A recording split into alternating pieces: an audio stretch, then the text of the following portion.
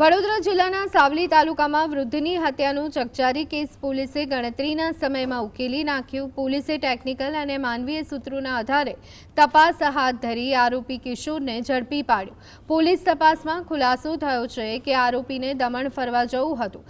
પરિવારે તેને કેટલાક રૂપિયા આપ્યા હતા, પરંતુ હજુ 600 રૂપિયાની જરૂર હતી, જેથી તેણે બકરા ચરાવતા વૃદ્ધને નિશાન બનાવી તેની હત્યા કરી ત્યારબાદ બકરાઓની ચોરી કરી હતી।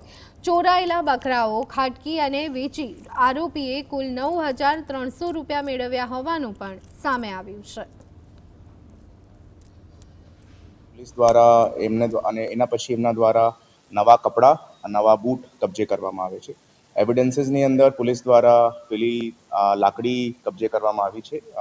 એના સિવાય જો આરોપી છે એમના બનાવના દરમિયાન પહેરેલા કપડાં પણ જેમના ઉપર બ્લડ સ્ટેન્સ છે તે પણ કબજે કરવામાં આવ્યા છે। અને એના અલાવા ટેકનિકલ પુરાવાઓની અંદર પોલીસ દ્વારા બીજા કોલ ડેટા અને ટાવર ડમ્પ એનાલિસિસથી પણ આ હકીકતનું ભેદ